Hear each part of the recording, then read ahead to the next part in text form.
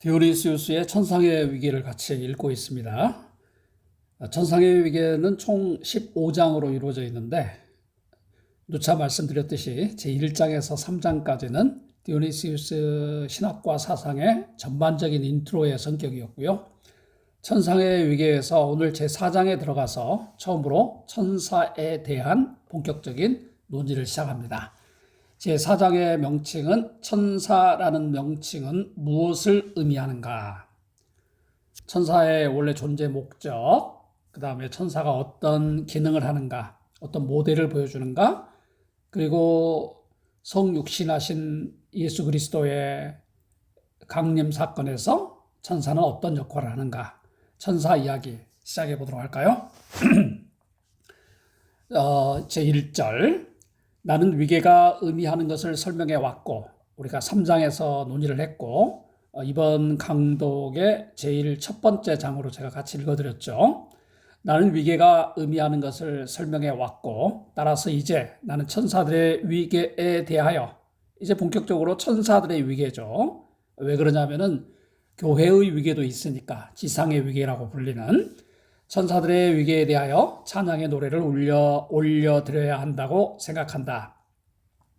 그리고 세상 너머로 보는 눈을 통해 성경에 의해 천사들의 위계에 부여된 성스러운 형태들을 여기에서는 총 9가지 천사에 대한 위계가 나오죠.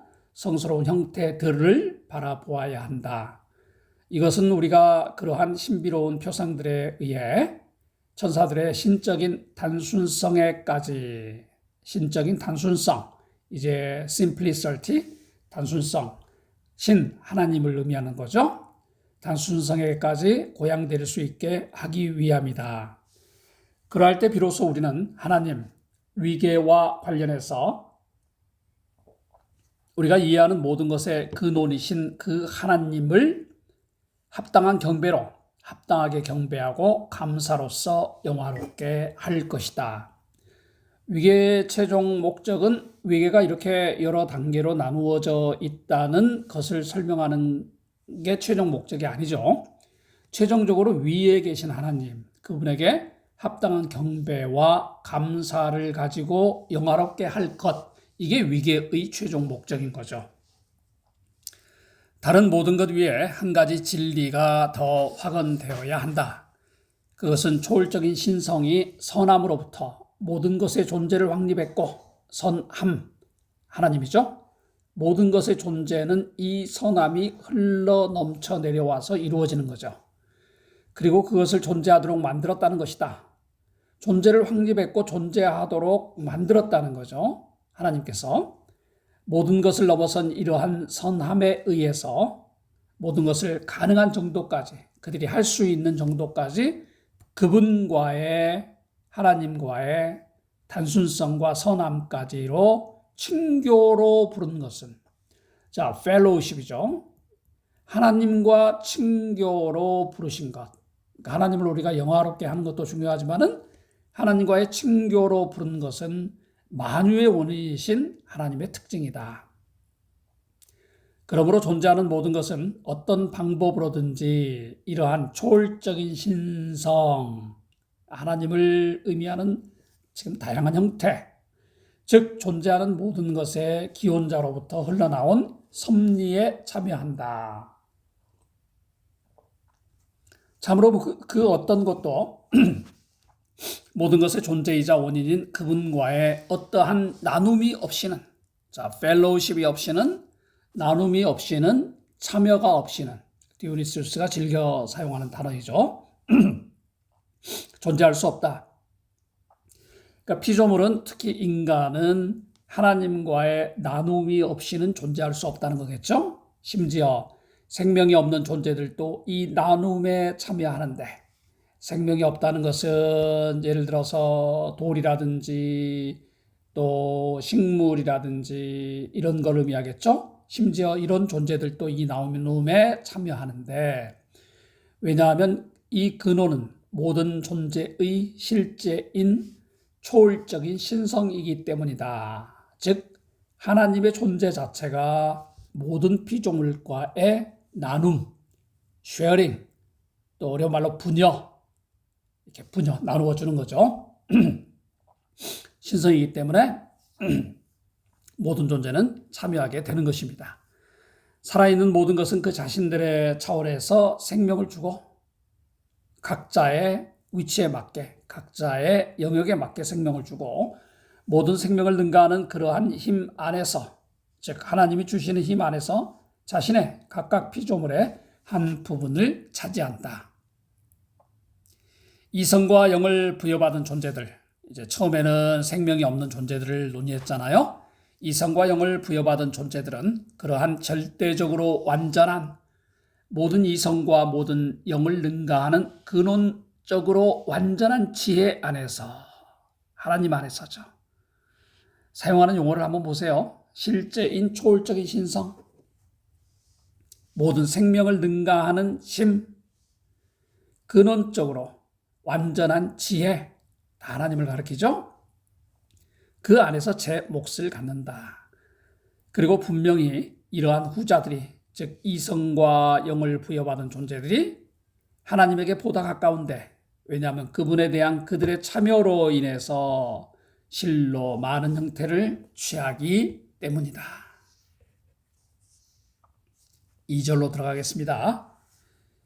오늘 아침에 제가 보통 강독을 할 때보다 조금 이른 시간이라 제가 좀 이렇게 목소리가 아직 풀리지 않은 점은 또 이해해 주시기 바랍니다. 제 2절. 비이성적인 생명의 형태와 우리 자신의 이성적인 본성을 비교할 때, 자, 이성적이지 않은 생명의 형태와 인간과 같은 이성적인 본성들을 비교할 때 단순히 존재하는 것들, 즉 천상의 존재들로 이루어진 거룩한 계층들은 그들이 하나님의 증여로 받은 그것보다, 즉 이 표현은 나중에 좀 다듬어야 되겠습니다. 자, 이성적인 우리가 받은 하나님의 증여로 받은 것보다 명백히 뛰어나다.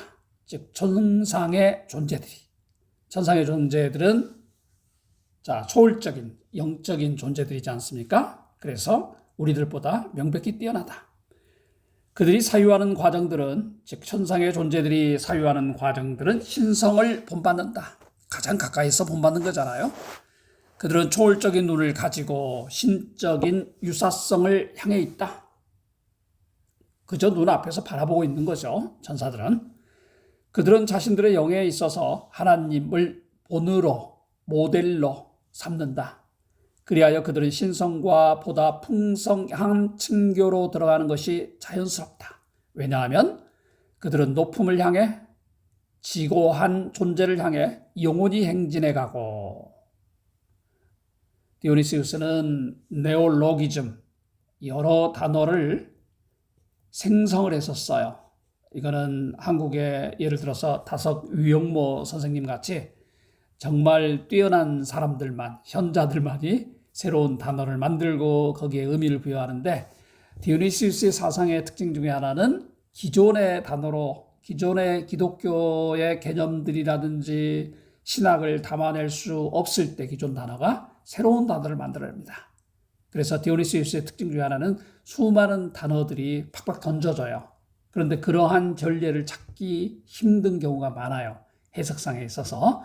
그렇기 때문에 디오니시우스의 단어가 나올 때마다 우리가 한 번씩 좀 잠깐 살펴보도록 하겠습니다. 행진해 가고, 자, 허락된 상황에서 하나님을 향하여 다함이 없는 사랑에 전념하도록 이끌리기 때문이다. 하나님 있잖아요. 여기 중심에 하나님.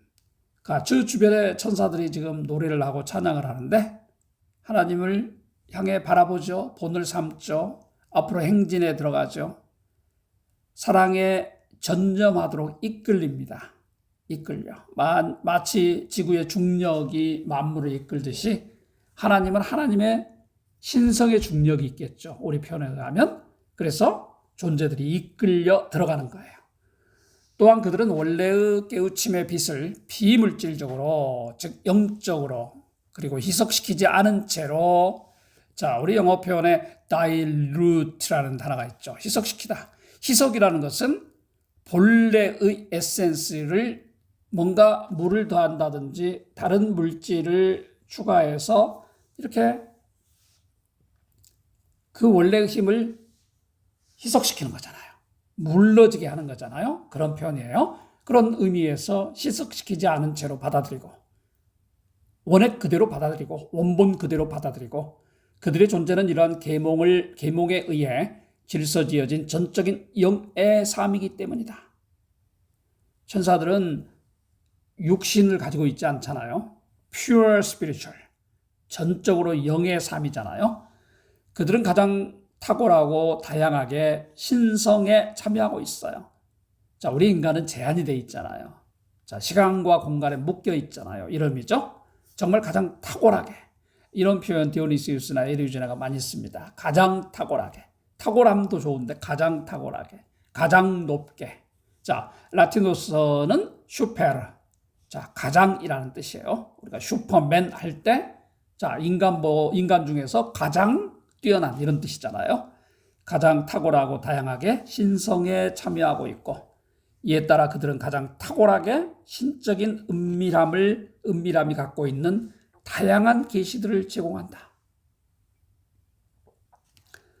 천사들이 인간보다 훨씬 더 많은 기회, 즉 하나님을 가까이서 보고 하나님의 탁월성을 인간보다 더 가까이서 하나님이 보여주시는 계시들을 더 다양하게 경험하는 게 천사들이잖아요. 이러한 것이 그들이 왜 천사나 전령 같은 직책에 탁월한 권리를 갖는지를 말해주는데 이제 3절과 4절에서는 전령 같은 직책 그리고 천사의 직책이라는 것은 하나님과 인간을 매개해주는 매개체로서의 역할이 성경에 많이 나오잖아요. 그런 직책에 탁월한 권리를 갖는지 이 탁월하다는 말이 자주 나오지만 뺄 수가 없는 게 디오니시우스의 어감을 가장 잘 보여주는 단어예요. 왜냐하면 신적인 계몽을 처음으로 수여받은 자들이 바로 그들이며 자, illuminate 해주는 거 자, shine upon them 그들에게 비춰주는 것을 가장 먼저 경험한 존재들이 천사들이잖아요. 우리를 초월해서 그렇게 멀리 있는 이러한 계시들을 우리 인간의 입장에서 볼 때는 멀리 있잖아요. 계시들을 우리에게 전달해 주는 자들도 그들이기 때문이다. 참으로 하나님의 말씀은 천사들에 의해 율법이 우리에게 주어졌다고 가르친다. 자, 율법도 그러니까 하나님이 신적 존재가 우리가 받을 수 있도록 돌판을 이렇게 손을 내밀어 줄 수는 없잖아요. 그리고 그 중간 매개체로 천사를 사용했다는 표현이죠. 율법 시대 이전과 율법이 온 후에 우리의 뛰어난 선조들을 신을 향해 들어 올린 것도 자, 엘리야의 병거를 타고 올라가는 것도 바로 천사들이었다. 그들은 행위의 역할들을 묘사함으로써 각각의 행동 역할들을 묘사함으로써 방황과 죄로부터 진리의 바른 길로 우리 선조들의 방향을 전환시킴으로써 또한 성스러운 질서들과 숨겨진 비전들, 초월적인 신비들, 신적인 예언들 다 이게 사실은 신비신학의 핵심 단어들이잖아요. 성스러운 질서, 숨겨진 비전, 초월적인 신비, 신적인 예언들을 알리거나 설명하기 위해 사람들에게 다가옴으로 그 일을 수행했다. 아주 좋은 구절이에요. 자, 이 구절만 봐도 결국은 천사들의 목적이 나와 있는 거죠. 자, 이제 우리가 익숙한 구체적인 성경 구절이 나오기 때문에 3, 4절은 조금 빨리 읽어볼게요. 어떤 사람들은 3절입니다. 하나님이 스스로를 나타내셨다고 적어도 몇몇 성인들에게는 중개자들 없이 나타나셨다고 주장할 것이다. 하나님이. 자, 그런 주장도 있어요. 하나님이 나타났다. 그러나 자, 여기에 대해서 도저히 디오니시우스는 용납할 수 없죠. 왜? 천사의 몫인데. 그러나 사실 성경은 이미 철저히 감추어진 하나님의 존재를 그 누구도 본 적이 없고 나중에 관심 있는 분들은 여기에 추가된 성경 구절을 찾아보시면 됩니다. 또는 앞으로 그 누구도 결코 볼 수 없으리라는 점을 명확하게 보여주었다는 것을 깨달아야 한다. 물론 하나님은 자신의 신성을 유지하면서 몇몇 경건한 자들에게 나타나셨다. 자, 전혀 부정하지는 않아요. 자신의 신성, 하나님의 신성을 유지하면서 몇몇 경건한 자들에게 나타나셨다.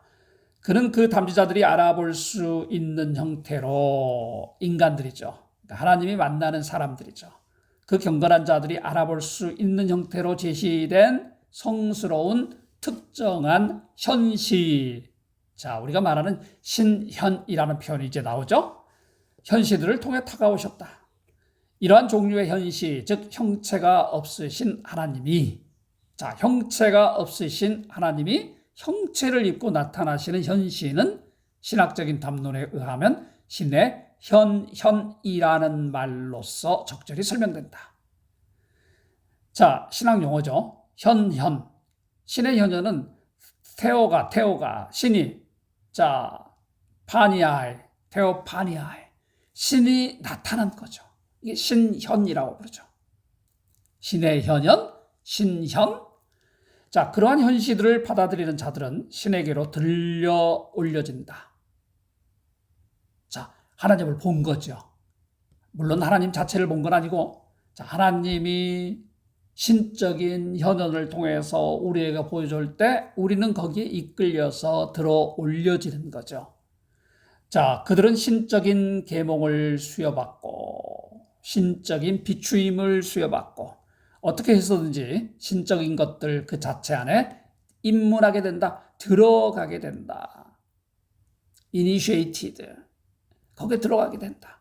이 입문이라는 것은, 자, 수도사를 희망하는 사람이 수도원에 들어가서 나는 이제 본격적으로 수도 생활을 하겠다 하고 들어가는 그 표현과 과정을 우리는 입문이라고 표현을 하죠. 마치 그와 같이 우리가 신의 현현을 보고 신에 이끌려 신적인 거룩한 곳에 들어가는 것을 우리는 입문한다고도 표현을 합니다. 그럼에도 불구하고 우리들의 존경할 만한 조상들을 이러한 신적인 현시들 안으로 입문시켰던 것은 디오니시스가 하고 싶은 말이죠. 천상의 능력들, 즉 천사였고 그들의 역할이었다.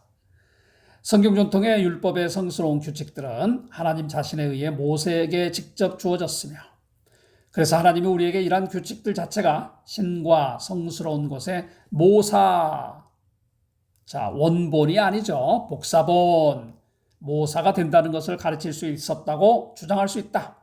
그럼에도 불구하고, 자, 모세까지 끌어들였어요. 모세에게 직접 주었다. 시내산의 사건이죠. 그럼에도 불구하고 신학은 상당히 분명하게, 절대적이지는 않지만 이러한 규칙들이 천사들에 의해 우리에게 전달되었다는 것을 가르치고, 또한 그리하여 하나님의 질서는 2차적인 존재들이 우선적인 존재들을 통해, 자, 2차적인 존재들은 인간과 같은, 자, 이성적 존재, 육적 존재를 의미하겠죠. 우선적인 존재들은 천상의 존재, 영적인 존재, 지금 천사들을 의미하겠죠. 자, 우선적인 존재들을 통해서 어떻게 고양되는지를 우리에게 보여준다는 것을 가리킨다. 그러므로 모든 질서의 초월적인 근원에 의해 주어진 율법은, 자, 모든 질서의 초월적인 근원, 하나님에 의해 주어진 율법은 영적 존재들의 가장 높은 그룹과, 자, 영적인 존재들은 천사를 의미하는데 천사도 9종류가 있기 때문에 가장 높은 그룹, 또 나중에 이 9종류가 3개씩 묶여져요. 3개씩 이렇게. 그래서 가장 높은 그룹과 가장 낮은 그룹뿐만 아니라 평등한 계층에 있는 자들에게도 시효가 있다. 자, 우선순위가 있다는 말씀이겠죠. 나중에 이 표현도 좀 더 부드럽게 바꿔야 되겠습니다. 또한 이 율법은 모든 위기에서 적절한 질서와 능력이, 자, 계속해서 반복되는 개념이 원칙적인 단어예요. 질서와 능력이 처음과 중간과 가장 낮은 층 안에서 분배되어야 함을 주장한다. 또 위기에 대한 이야기죠. 자, 제가 방금 9종류의 천사가 3개씩 묶여 있다고 그랬어요. 이렇게 3개씩. 자, 그리고 또 그 3개씩 묶여 있는 삼중적 구조죠. 그 가운데서도 처음과 중간과 마지막이 있어요. 굉장히 위계적이죠. 자, 위계적이죠. 우리는 천사만 해도 좋은데 천사를 3묶음씩 나누더니 그 안에서도 또 이렇게 위계적인 질서가 있어요. 그리고 하나님에게 보다 가까운 자들이 보다 덜 가까운 자들의 안내자가 되어, 자, 첫 번째 A그룹은 B그룹의 안내자가 되겠죠. B그룹은 C그룹의 안내자가 되고 A그룹 안에서도 1번이 2번의 안내자가 되고 2번이 3번의 안내자가 되겠죠. 자, 그렇게 함으로써 신적인 계몽, 그리고 접근, 그리고 친교회로 인도해야 함을 확고히 한다. 자, 하나님에게 접근하도록 이끌죠. illuminate, 자, 라이트를, 빛을 보여줘서 비추죠. 그리고 친교를 하게 하죠. 자, 이게 위기의 역할이라는 거예요. 자, 마지막 4절 보겠습니다. 나는 인류에 대한 예수의 사랑이, 이제 예수님 이야기가 나와요. 탄생과 관련된, 강림과 관련된 곳에 천사가 어떻게 활동했는지를 4절은 보여주고 있어요.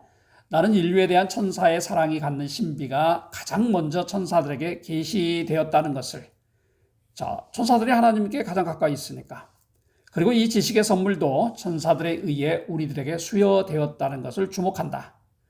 모든 희망과는 반대로 하나님의 은총에 의해서 세상의 구원을 위해 유익하게 나타나게 될 예수의, 자, 하나님의 은총에 의해서 나타나는 거예요.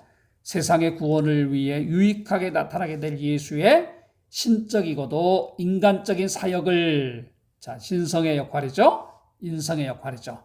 예언자가 될 아들을 갖게 될 것이라는 신비로 대제사장인 사가랴를 인도했던 자는 바로 가장 거룩한 천사 가브리엘이었다.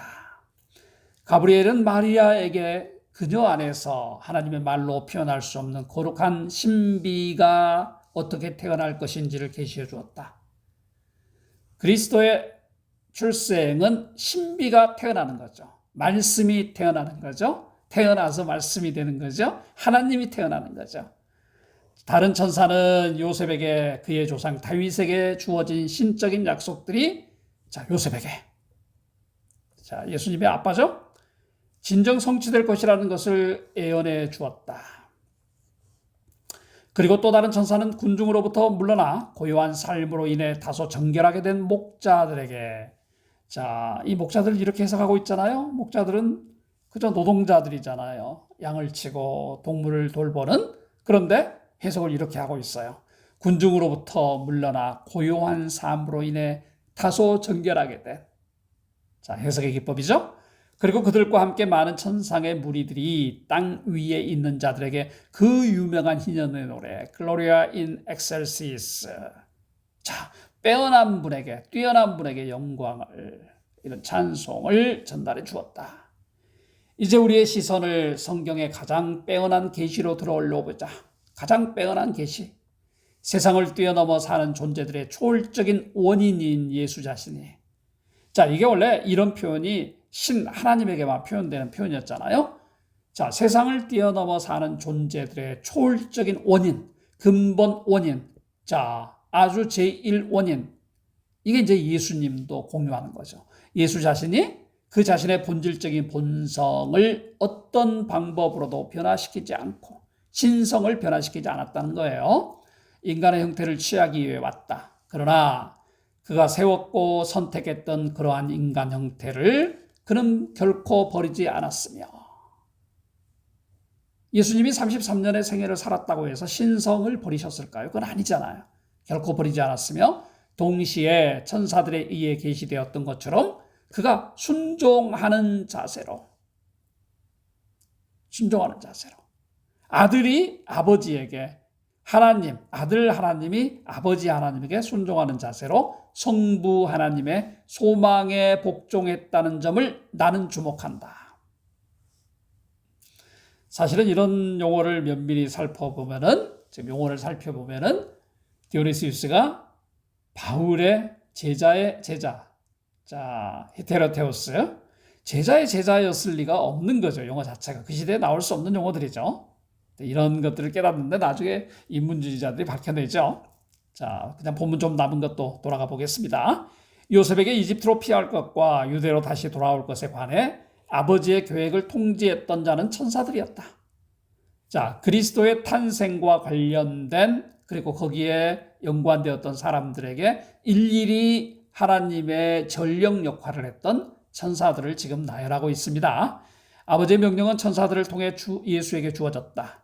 예수를 위로한 천사에 관한 거룩한 전통 때문에 또는 우리의 구원을 위한 그의 고귀한 사역 때문에 하나님 자신이 계시하는 자들이 속한 계층에 들어가서 위대한 보혜사로 불렸다는 사실을 내가 굳이 여러분들에게 상기시킬 필요는 없다. 참으로 그의 아버지에 관해 알고 있던 것을 선언했을 때 그것은 하나의 천사로서가 아니었는가. 다시 말해서 천사가 매우 중요한 역할을 했지 않는가. 자, 여러분, 지난 4번의 강의 제1장, 2장, 3장 우리는 제3장 위계를 먼저 읽고 1장, 그 다음에 2장은 2번에 걸쳐서 읽었죠. 오늘 5번째 강독인데 이제 천사에 대한 이야기로 좀 들어가고 우리에게 익숙한 이야기가 나오죠. 자, 매일 여러분들 천상의 위계를 사랑해 주셔서 감사합니다. 이렇게 읽어주셔서 힘이 나고 우리가 또 끝까지 제15장까지 같이 한번 가보도록 하겠습니다. 오늘은 좀 비가 예보되어 있죠? 그리고 또 산불이 좀 잦아들면 좋겠습니다. 사회가 안정되면 좋겠습니다. 우리에게는 가끔 대답하지 않고 계신 것 같은 하나님께서 세상 만물과 우리의 삶을 또 지켜주시기 때문에 우리의 세밀한 기도와 간절한 기도에 또 하나님께서 응답하실 것으로 믿습니다. 좋은 하루 되세요. 화천의 농부신학자입니다.